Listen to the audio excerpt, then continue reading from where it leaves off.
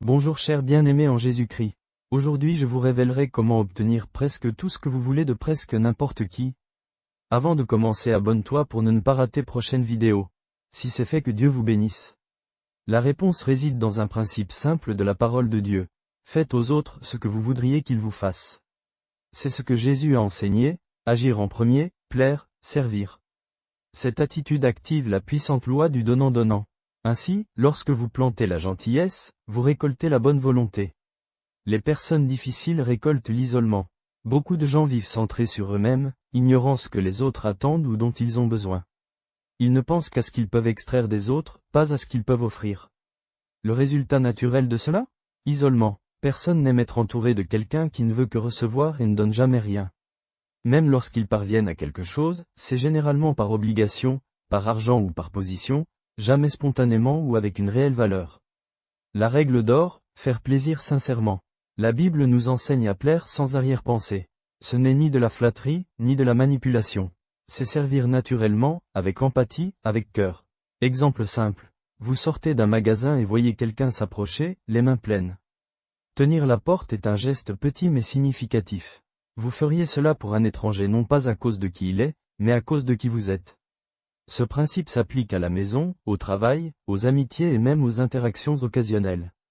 Découvrez ce qui plaît à ceux qui vous entourent, conjoints, enfants, collègues. Parfois, c'est quelque chose de simple. Un baiser, une question réfléchie, un geste attentionné. Cela transforme les relations. S'il vous plaît également dans le milieu professionnel. Au travail, vous avez affaire à des gens tout le temps. Vous pouvez réaliser vos tâches avec froideur ou choisir de les faire avec excellence, en allant au-delà du minimum. Cette attitude vous distingue et vous ouvre des portes. Ceux qui vivent pour plaire avec sincérité, servent avec joie et plantent la bonté, récoltent inévitablement des faveurs, du soutien et même des récompenses inattendues. Et avec Dieu, beaucoup se plaignent que Dieu ne les entend pas, que leurs prières ne sont pas exaucées. Mais avant de poser la question, vous devez réfléchir, ai-je plu à Dieu? Le murmure est l'une des attitudes qui déplaisent le plus au Seigneur. Comme le dit la Bible, sans la foi il est impossible de lui être agréable, Hébreux 11/6. Ceux qui croient vraiment ne vivent pas en se plaignant, ils font simplement confiance. Voyez ce que Dieu a dit dans Malachie 3 versets 13 à 15. Vos paroles sont dures envers moi, dit l'Éternel. Mais vous dites, qu'avons-nous dit contre vous? Vous avez dit, il est inutile de servir Dieu. À quoi bon veiller à observer ses préceptes, et marcher dans le deuil devant l'Éternel des armées? Nous appelons donc bienheureux les orgueilleux. Ceux qui font le mal sont aussi édifiés. Oui, ils tentent Dieu et s'échappent.